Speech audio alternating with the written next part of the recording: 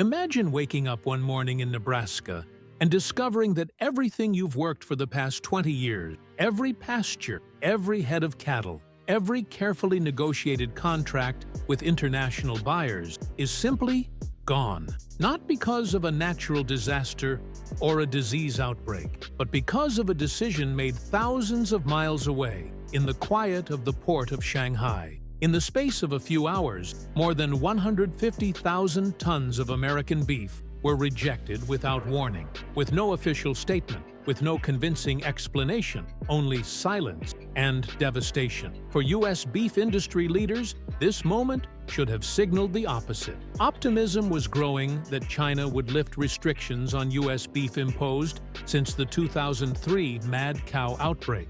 A new economic cycle was expected. After all, U.S. beef exports to China would exceed $1.2 billion by 2024. It was the dawn of a new era, or so they thought. What followed, however, was a real surgical operation, a sudden, cold, and technocratic veto. No room for dialogue, no opportunity for negotiation. The shipments arrived at the ports, were discreetly inspected, and then rejected. Some were not even unloaded. And instead of transparency, the Chinese authorities invoked vague health issues, the perfect excuse to avoid any concrete explanation. But why now? Why? Just when the market was booming? Why cut off the meat supply that, for years, had satisfied the growing demand of China's middle class? The answer doesn't lie in cows. It lies in French fries. This decision coincided with the announcement of new U.S. tariffs on Chinese electric vehicles, a pillar of Beijing's tech economy. Many analysts say this was no accident. It was retaliation, a warning, a calculated move, a carefully crafted measure designed to hit not only the American economy, but also the political heartland of the United States, the farm states, Texas, Kansas, Nebraska. These countries aren't just meat-producing hubs, they're also strategic players in the U.S. election campaign. By banning meat, China not only blocks trade, but also worries senior officials in Washington. And all this without any explicit approval. The scale of the blow is brutal. In just a few weeks, orders worth more than $520 million have been canceled or diverted. Contracts signed months in advance, often based on bank financing and profit forecasts, have lapsed. And it's not just a question of numbers. It's a human tragedy. Families who have lived off the land for generations now find themselves without a way out. Livestock is piling up. Prices are plummeting. Debt is knocking at the door. Yet the official Chinese narrative remains the same: routine inspection. This justification sounds technical in theory, but in practice, it reveals the strategic use of trade as a tool of geopolitical pressure. If food safety was truly at stake, why was this decision not preceded by negotiations, warnings, or bilateral consultations? Why was the break so abrupt? This is where the story begins to stray from the beaten path of traditional diplomacy into darker territory, where food, votes, and international influence intertwine in a silent war. And if American beef is the first target, what else might be threatened? Which link in the supply chain will be hit next? Corn? Soybeans? Chicken? Worse still, American producers have no way to react quickly. Livestock cannot be rerouted to another country overnight. Logistics, health agreements, and foreign exchange regulations all take months, if not years, to adjust. Meanwhile, competitors are already waiting. Some are even eager to fill the void left by the United States' absence. What once seemed like a simple trade conflict is turning out to be something much deeper. A quiet restructuring of the rules of global trade. Beijing is testing the limits of its economic power without resorting to direct sanctions or official embargoes. It is using the cold logic of interdependence to reshape the supply routes for billions of dollars worth of food, thereby restructuring political alliances and coalitions around the world. And this raises a difficult question. Was the United States prepared for such a conflict? A conflict where the fight would be waged not with tanks and transparent tariffs, but with bureaucracy, inspections, and delays. A conflict where the most effective weapon would be to deny entry to a ship, Whatever the answer, the signs are clear. China isn't just reacting, it's taking the initiative. And its first action, the meat embargo, was just the beginning. While the world focused on microchips and batteries, China attacked with food. And perhaps that's precisely why it's hitting where it hurts most. But what happens now? As Chinese shelves empty of American meat, the question arises, who will restock them? And what does all this tell us about the new owners of the future of global trade? In the next section, you will discover how a historic enemy of the United States recognized this vacuum as a golden opportunity, and how, with the help of rails, rubles, and diplomacy, he managed to achieve what could never have been achieved by force. The dirt road leading to the Harris family ranch in western Kansas hasn't changed in decades. The same chain-link fence, the same concrete troughs, the same footprints in the dried mud. But behind that familiar facade, something essential has changed. In the barn, where laughter once echoed, there is now silence. The silence of a distant decision that no one understood, but everyone felt. 37 contracts canceled in 3 days, 500 head of cattle, with no destination. And one question echoes through the kitchen, between breakfast and the news. What now? The Harris family's story is not an isolated one.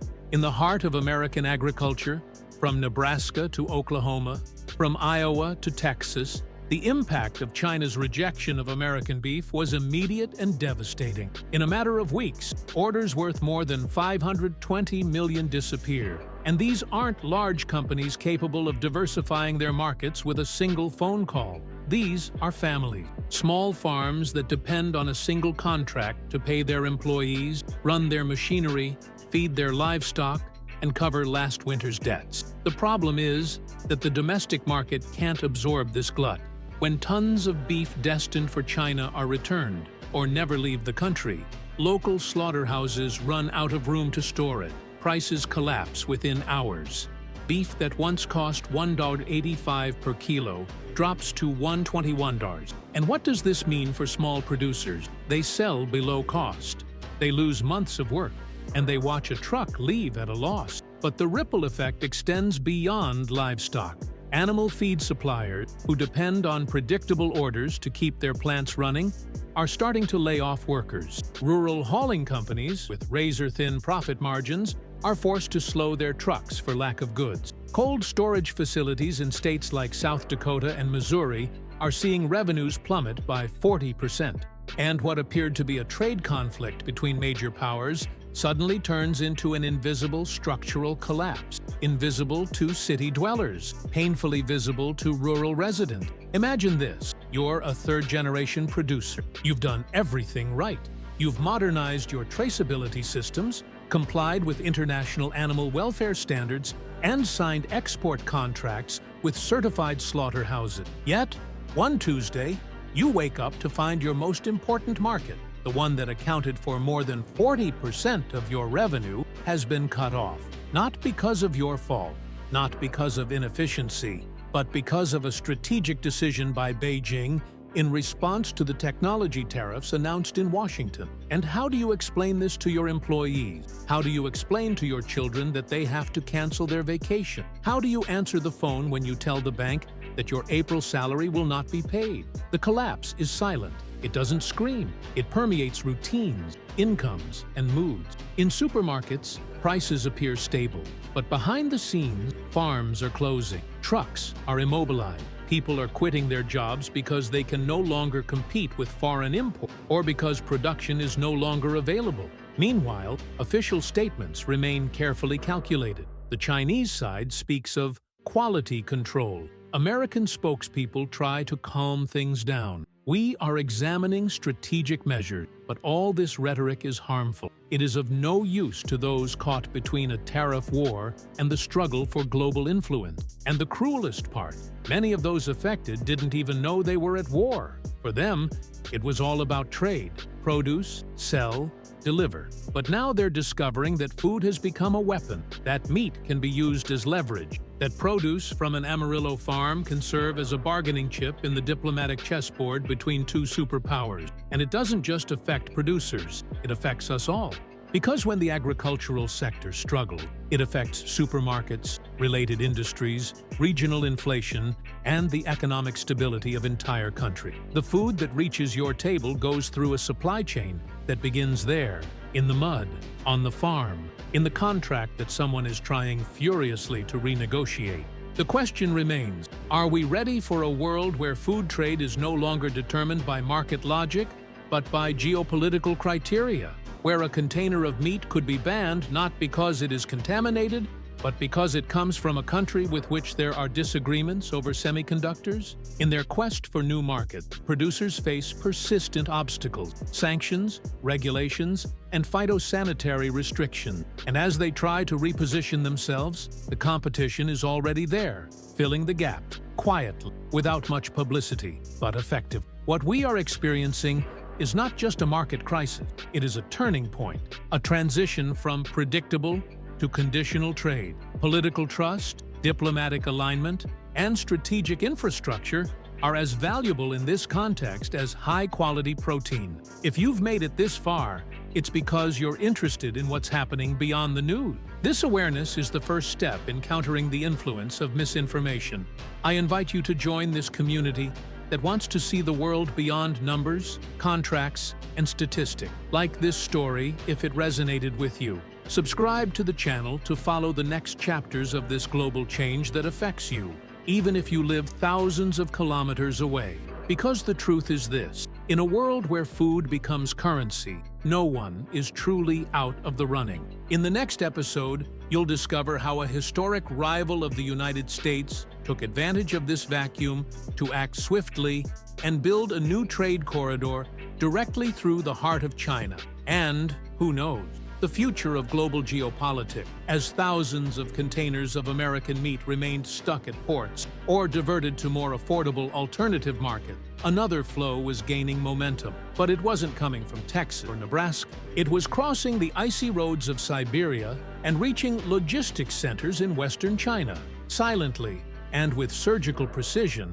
Russia was beginning to occupy a space that the United States had spent nearly 2 decades building. This may seem improbable. After all, the last time Russia was known, it was as a beef exporting powerhouse. But that's exactly what it is. No one expected it. And it was precisely in the shadow of this predictability that Moscow made its most ambitious decision yet.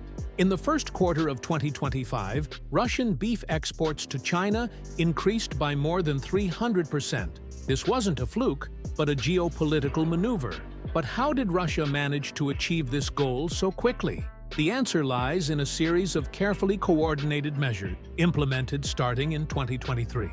Bilateral agreements between Moscow and Beijing have removed the health barriers that previously prevented most Russian companies from exporting meat. At the same time, the Russian government has invested heavily in logistics infrastructure, including a new rail corridor directly connecting production regions to China's Xinjiang province. This corridor, inaugurated in 2024, has reduced transport times by nearly 40%.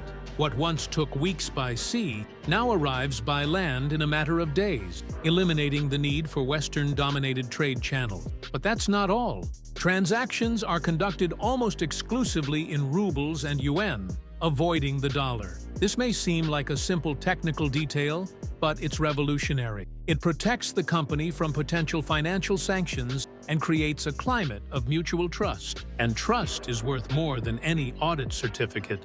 Have you ever wondered why countries go to such lengths to avoid the dollar? Is it simply a matter of national pride? Or is there a deeper reason? In reality, we are witnessing the silent disintegration of a pillar of global trade. When two giants like China and Russia trade vital food products outside the traditional financial system, not only economies, but also national sovereignty are at stake. Returning to meat, the Russians knew that it wasn't enough to simply offer products. They had to deliver them in a reliable, certified, and, most importantly, politically aligned manner. The Kremlin understood this and transformed old, inefficient meat processing plants into modern centers certified to Beijing's standard. This wasn't a technological miracle. Rather, it was a strategic effort. China, for its part, has shown clear signs of reciprocity. Instead of demanding near-impossible standards like other countries, it has offered Russia some flexibility in the approval process. All of this fits into the logic of a trusted alliance, a term increasingly common in the Chinese debate on food safety. Pause for thought. In a world where everyone is fighting for exports, what is more valuable? Absolute quality or political stability? This is a turning point. American beef has always been excellent. But Russian beef, despite its more modest record, offered another advantage: geopolitical predictability. A partner that doesn't challenge Beijing, that doesn't impose sanctions, that doesn't retaliate with tariffs. In practice, this is reflected in the figure. Russia has announced investments of $1.1 billion to double its meat production by 2027. New farms, new meat processing plants, and tax incentives for producers are planned. This is a long-term plan. Moscow is not just exploiting the vacuum left by the United States, but is positioning itself to occupy this market permanently. And don't think this is going unnoticed. American Meatpacking Company, which shipped thousands of tons of meat to China through 2024, are now seeing the same volumes absorbed by Russian, often state-owned companies. In other words, behind every shipment lies a national strategy. This isn't a free market, but a constantly evolving geo-economic. Why is this important? For we are witnessing the birth of a new type of agricultural trade, a trade that is no longer determined solely by production efficiency, but by diplomacy and alliance, a trade in which the truck crossing the border is not just a means of transporting meat, but also a political statement. And Russia understood this before many others. Can you imagine what this means for the future of global food security? If meat, wheat, and milk become diplomatic tools, what other negotiating tools could be used? What Russia is building with China goes beyond meat. It also includes legumes, wheat, canned goods, and an entire supply chain already interconnected with other strategically aligned countries. China has already expressed its desire to diversify its grain suppliers. And guess who could be a potential supplier? Yes, Moscow again. What seemed like an opportunistic move has become state policy. Instead of relying on stock market volatility or global market sentiment, Russia is creating a parallel business ecosystem, and China is strategically opening its doors to it. But what about the United States? Where does all this fit in? How do we respond to a movement that is not just commercial, but almost ideological? This question is increasingly preoccupying policymakers in Washington. Recovering the Chinese market may no longer be achieved solely through tariff reduction. It could involve a complete rewriting of the logic of the United States' global positioning. Meanwhile, Russian trains continue to arrive in China. No blockages, no uncertainty, no broken promises. And if you think the story is over, beware. Russia is not alone. Other countries will soon follow its example, and China seems happy to support them. In the next section, we will examine how this new economic model strategically isolates the United States. This isolation is reinforced not by walls, but by treaties, trains, and alternative currency. On the banks of the Zabaikalsk Railway, on the Russian-Chinese border, a crane operator watches refrigerated containers being unloaded. Nearby, trucks wait to transport meat directly to logistics centers in Urumqi, in western China. The products come from factories that, until recently, weren't even certified for export. They now operate at record speeds. The landscape may seem distant, cold, even insignificant. But this short stretch of railway symbolizes much more than the transport of meat. It represents the geopolitical realignment of the global food system and the beginning of a quiet isolation of the United States. This exclusion was not manifested in rhetoric or direct sanction. It was manifested in technical decisions, customs protocols, administrative delays, and the tacit non-renewal of export registration. This is what happened in March 2025, when hundreds of American meatpacking plants let their export registrations to China expire without renewing them. There was no official explanation or public justification, only the shrill slamming of doors and the institutional silence that followed. In a matter of days, U.S. beef exports plummeted to an almost symbolic level, and what might have been considered a temporary anomaly turned out to be part of a new trend. China didn't just stop buying, it replaced its suppliers. Do you notice the difference? Pause means waiting. Replacement means planning. At the same time, China imposed tariffs of 10 to 15% on more than 700 U.S. agricultural products, including not only beef, but also soybeans, wheat, almonds, pork, and milk. The financial impact was devastating. Exports worth more than $21 billion were affected. But the most worrying thing wasn't the number, but the target. The tariffs specifically targeted agricultural states that historically have a strong influence on American elections. Iowa, Wisconsin, Georgia, and Ohio were affected. The message was clear. If Washington uses trade as a political weapon, Beijing can play the same game, and it will play it better. Take a break. It's not just about who sells more or less meat. He is the one who dictates the rules of the system, who defines what is safe, effective, and above all reliable. And in this new scenario, the United States loses more than just contracts. It loses ground and, worse, predictability. The Chinese market, once dominated by meat from the United States, Brazil, and Australia, is undergoing a profound transformation. Australia continues to face irregular inspections and diplomatic obstacles. Argentina suffers from economic instability and currency fluctuations. Russia, meanwhile, is experiencing strong and relentless growth. A $1.1 billion investment plan is underway to double meat production by 2027. The goal is clear: to become China's leading supplier of animal protein and grains. But the surprises don't stop there. China is also increasing its imports of peas, wheat, and powdered milk from Russia. In 2024, Moscow surpassed the United States to become the largest exporter of spring wheat to the Chinese market. According to Bloomberg analysts, it will likely be only a few months before the same phenomenon occurs for winter wheat. Margins may be lower, quality may fluctuate, but contracts are stable, payments are not pegged to the dollar, and monetary policy is absolute. This is the new currency of trust, stability, and diplomatic solidarity. And you might be wondering, couldn't the United States take back this space? Technically, yes. But the road back is far more complex than it seems.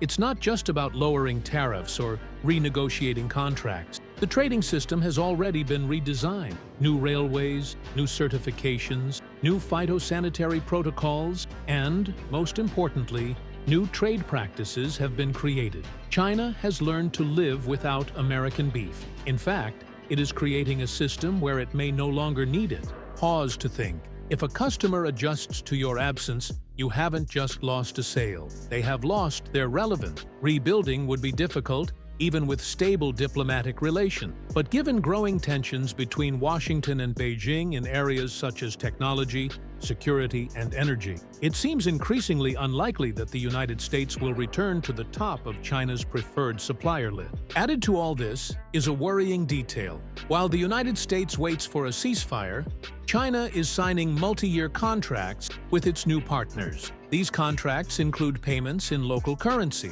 phased deliveries, exclusivity clauses, and proprietary infrastructure. In other words, contracts that are difficult to terminate. This is where the story changes. This is no longer a trade war, but a new world of exchange. A world where meat is purchased not only for its protein content, but also for the geopolitical loyalty it embodies, where containers carry not only products, but also implicit agreements, where every shipment departing Moscow for Shanghai reinforces an axis of power that is gradually establishing itself as an alternative to the West. But what about Chinese consumers? Are they willing to give up American beef, long considered one of the safest and tastiest in the world? Surprisingly, yes. Market research conducted by Chinese companies shows that most Chinese consumers no longer associate the American label with superiority. With younger generations' growing interest in traceability, sustainability, and economic nationalism, perceptions have shifted. And these perceptions are difficult to reverse, even through advertising campaigns or aggressive discounts. Quick recap so far. The United States suddenly lost its export record. China replaced it, not suspended it. Russia filled this vacuum quickly and diplomatically. The reconfiguration is structural, and not specific. The Chinese consumer has adapted. Now think about the long-term effects of all this, and not just on meat. China applies the same logic to grain, dairy, pulses, and even industrial products. Rather than relying on dominant suppliers, the country favors a diversified network, geopolitically aligned and structured independently of the dollar. And the result? A new trade map on which the United States, once a key player, now observes from the sideline. It remains relevant, but less central. It retains its influence, but its access is limited. It remains important, but increasingly isolated. In the next section, we'll examine the long-term implications of this new model. And we'll ask the question everyone's been avoiding. Is the United States prepared to face a future where it's no longer the epicenter of global food trade, but simply one player among many trying to adapt? See you there. Imagine a world where the food trade, for centuries, a simple exchange of everyday goods, became a complex choreography of trust, ideology, and strategic alignment. Stop and consider. This world is not the future. It has already begun. As the United States watches with amazement as global protein transport corridors are reshaped, a question arises with each new agreement signed between China and its new partner. Is there still time to change its mind? On this trip, we saw that the rejection of 150,000 tons of American beef was not just a response to health concerns, but also triggered a structural transformation of global trade. A chain that begins in the plains of Kansas and ends in the supermarkets of Chengdu was disrupted not by contamination or technical defects, but by a problem harder to repair: a loss of political trust. Russia, a country that a few years ago would have been associated with a leading role in the agri-food industry, intervened. It invested, negotiated, built railways, and abandoned the dollar. China, for its part, abandoned its absolute pragmatism and opted for stable and predictable, if sometimes less effective, alliance. The United States, meanwhile, remained trapped in a vicious cycle of reaction, waiting for the situation to normalize. But the hard truth is, they won't. The world is changing, and what was once perceived as occasional retaliation or temporary conflict is turning out to be the result of lasting transformation. Countries are rethinking their roots, treaties, and protocol. Today, commercial diplomacy is no longer limited to embassies. It also extends to farms, shipping containers, and currency. So, what's left for the United States? What future awaits producers, exporters, and families who have built their lives on trust in foreign markets? The answer is not simple, but it begins with one word: regulation. The United States must rethink not only its foreign policy, but also its approach. This means opening new markets, and not just the most obvious ones. Trade agreements with countries in Africa, Southeast Asia, and Latin America must be reevaluated. It also means accepting that the dollar is no longer the sole currency of global trade. Adapting to alternative payment systems, local currencies, flexible protocols, and hybrid models will be essential to maintaining competitiveness. At the same time, it will be necessary to rebuild trust with former partners, not through coercion or the expectation of an automatic return, but through genuine diplomacy, by listening carefully, with value propositions based not only on quantity or quality, but also on shared food security, reliable logistics, and mutual respect. At the national level, there is an urgent need to strengthen the resilience of production chain. This requires investments in rural infrastructure, technical support for producers, and the promotion of rural innovation. It also means empowering small and medium-sized farmers, who have so far paid the highest price for this invisible war. And there's an even more delicate point: the realization that the rules of the game have changed. It's no longer enough to produce the best meat or the purest grains. What reaches consumers' tables today also carries the values of those who produce it. This requires the United States to rethink its global image, not only as an economic powerhouse, but also as a reliable partner in times of uncertainty. This is not a task for tomorrow. It is for yesterday. Because, as we have seen in these 5 sections, exclusion is not the result of chance, but of a series of absences: lack of dialogue, lack of updating, lack of strategic vision. But all is not lost. The history of global trade is cyclical. Empires rise, markets collapse, and routes change. But those who observe carefully and act wisely can rediscover its meaning. It is not about nostalgia for the past, but about the courage to establish a new present, perhaps different, more pluralistic, less dominant, but nonetheless significant. If you've made it this far, it's because you sense something bigger is brewing, and it is. This story of discarded flesh is just a starting point for understanding how the world is restructuring itself, not by chance, but by choice. A choice based on interests, fears, and hopes. And you are a part of it, even indirectly. Whether you are a consumer, a farmer, a logistician, or a simple citizen aware of the impact of geopolitics on their daily lives. This is why I would like to invite you directly. Subscribe to the channel. We go beyond the headline. We examine the causes, reveal the consequences, and transform seemingly unrelated issues into meaningful reality. I like this video if this reflection touched you. And comment below, in your opinion, what should be the priority for the United States to regain its place in world trade? It is your participation that moves us. And finally, a big thank you. Thank you for taking the time to understand a problem that many ignore. You are one of those who choose to embrace change, not when it's too late, but while there is still time to act. In upcoming videos, we'll continue to explore the changes reshaping the 21st century, from the new rush for fertile land in Africa to food agreements between emerging economies and the impact of artificial intelligence on precision agriculture. This is just the beginning. The future of food and energy is already written, and those who understand it today will be the leaders of tomorrow.